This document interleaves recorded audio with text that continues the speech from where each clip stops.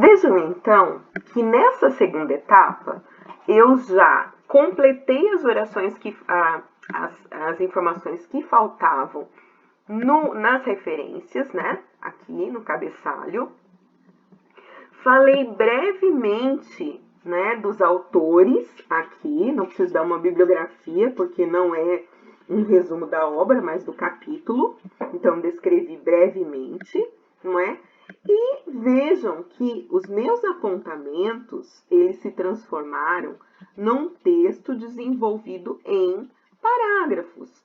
Eu deixei os negritos todos por opção estilística, poderia não ter deixado. A maioria dos parágrafos são parágrafos por definição, porque eu coletei as definições na obra, não é? E aí, então, transformei em texto com parágrafos. Vejam bem, depois que eu identifico a obra, eu venho aqui, o presente capítulo faz parte da obra, o Tratado da Argumentação, a Nova Retórica. Tem lá em cima? Tem, mas eu preciso introduzir o resumo. Escrito por Chaim Perelman e Lucy Albrecht TTK. Ambos foram pesquisadores da retórica e contribuíram para os estudos da argumentação.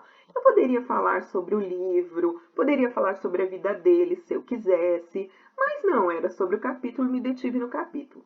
Vejam, essa parte, quando eu trago aqui essa parte, eu já mudei, eu já estou construindo o meu texto. Eu estou fazendo a minha coesão, né? Por quê? Porque em vez de repetir o capítulo, em vez de vir aqui o capítulo, o presente capítulo traz isso. Essa parte, qual parte? O capítulo. Isso é referenciação, né? Isso é coesão textual, não é? Aí, essa parte traz algumas concepções importantes para a compreensão das estratégias discursivas estabelecidas pelo retor, né? Que pode ser o escritor ou um orador, diante de um auditório, que são úteis para uma análise retórica do discurso e para a compreensão da perspectiva retórica ressaltadas nesse resumo.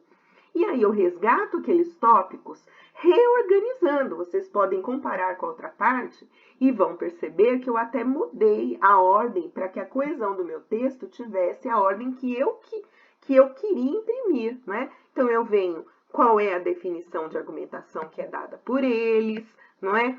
Qual é a definição de auditório?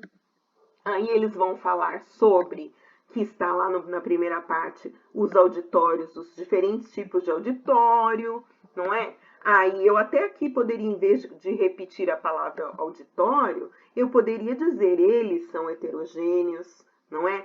Essa concepção de auditório essa concepção de público é heterogênea, né? Continuo falando de auditório aqui, então estou construindo minha progressão textual, mas é um resumo, estão vendo? É um resumo.